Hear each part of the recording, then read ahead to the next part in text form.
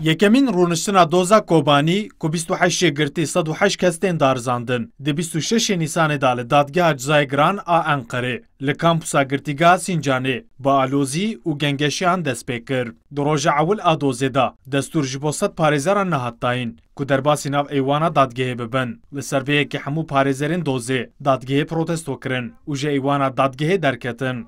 Piştî nîvro herçiqas ji bo hemû parêzeran destûr hatibe dayîn jî dîsa di navbera şandeya dadgeh û parêzeran da alozî çêbûn. Lewra daxwaza parêzeran û ya Silhettin Demirtaş ya Reddê Hakîm û her wiha daxwaza bo axaftina siyasetmedarên HDP'yî ji aliyê dadgehê ve hat redkirin. Piştî ku dozname hat xwendin, parêzer û HDP'yî cardin bi çepkan helwesta dadgehê protesto kirin û salonê terikandin. Li gorî hiqûqnas û hevserokê Komeleya İhadê Öztürk Türkdoğan ji roja ewil a dozê diyar ku wê proseya darzandinê bawêyeka derhiqûqî berdewam bike.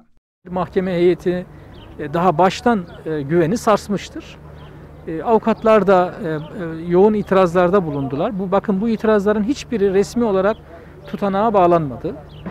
Neyse ki içeride Segbis'le görüntülü ve sesli kayıt sistemi var. Hani evet sesli kayıt yapılmadı ama en azından görüntülerden o polislerin orada oturduğu anlaşılıyor ve yazışmalar var.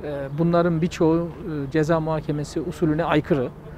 Çünkü duruşma başlamadan, ilk itirazlar alınıp karara bağlanmadan, sanık savunmaları yapılmadan siz bunlar yokmuş gibi ara kararlar kuramazsınız.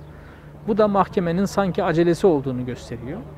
Dolayısıyla mahkemenin bu tarz usul... Parlamenterê HDP'yê Diyarbekirê İmam Taşçıyer ji bo Kurdistan biçare didezanîn ev dozeka siyasî ye û desilat dixwaze bi vê dozê siyaseta demokratîk a Kurdan û siyaseta HDP lewaz bike.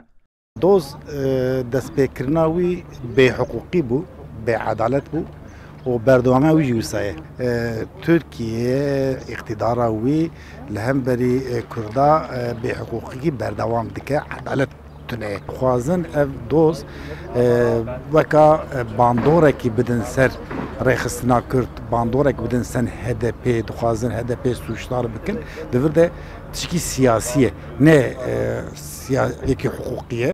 Di doza Kobaniyê da ku ji ber bûyer û protestoyên 6 û 8 cotmeha 2014 derbarê 108 siyasetmedarên HDP da hatiye vekirin. 1200 parêzer wê parastina HDP bikin. Di roja ewil a dozê da hejmarek serok û nûnerên saziyên sivîl û demokratîk, şandeyek ji delegasyona Yekîtiya Ewropayê û 16 şandeyên biyanî li gel çend parlamenterên CHP û rêveberên HDP di dozê da amade bûn. Ömer Sönmez, Kurdistan 24, Ankara.